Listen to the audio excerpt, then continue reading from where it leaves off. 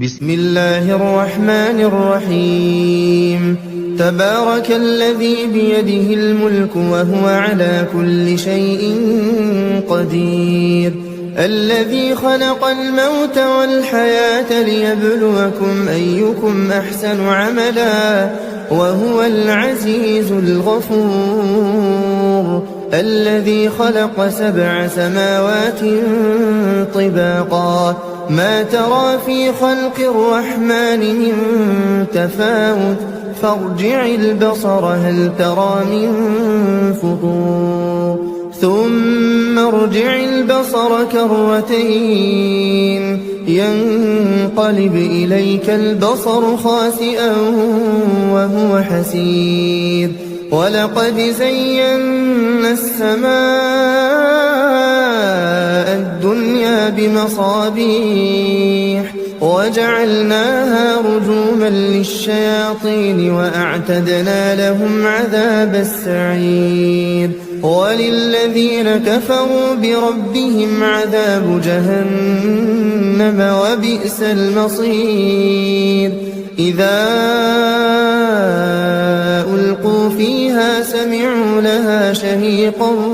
وهي تفور تكاد تميز من الغيظ كلما ألقي فيها فوج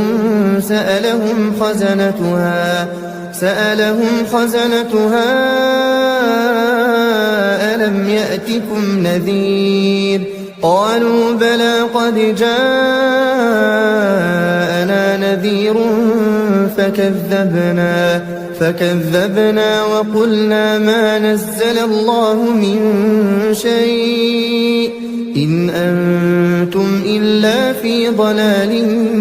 كبير وقالوا لو كنا نسمع أو نعقل ما كنا في أصحاب السعير فاعترفوا بذنبهم فسحقا لأصحاب السعير إن الذين يخشون ربهم بالغيب لهم مغفرة وأجر كبير وأسروا قولكم أو اجهروا به إنه عليم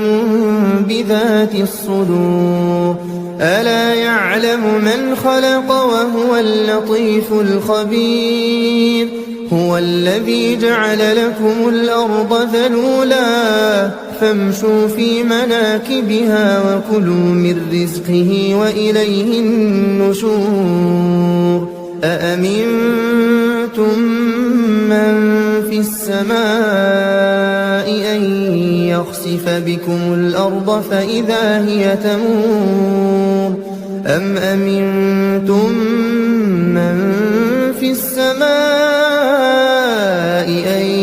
يرسل عليكم حاصبا فستعلمون كيف نذير ولقد كذب الذين من قبلهم فكيف كان نكير أولم يروا إلى الطير فوقهم صافات ويقبضن ما يمسكهن إلا الرحمن إنه بكل شيء بصير أمن هذا الذي هو جند لكم ينصركم من دون الرحمن إن الكافرون إلا في غرور أمن هذا الذي يرزقكم إن أمسك رزقه بل لجوا في عتو ونفور أفمن يمشي مكبا على وجهه أهدى أمن يمشي سويا على صراط مستقيم قل هو الذي أنشأكم وجعل لكم السمع والأبصار والأفئدة قليلا ما تشكرون قل هو الذي ذرأكم في الأرض وإليه تحشرون ويقولون متى هذا الوعد إن كنتم صادقين قل إنما العلم عند الله وإنما أنا نذير مبين فلما رأوه زلفة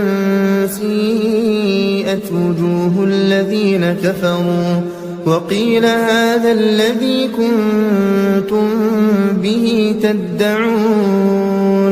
قل أرأيتم إن أهلكني الله ومن معي أو رحمنا فمن يجير الكافرين من عذاب أليم قل هو الرحمن آمنا به وعليه توكلنا فستعلمون من هو في ضلال مبين قل أرأيتم إن أصبح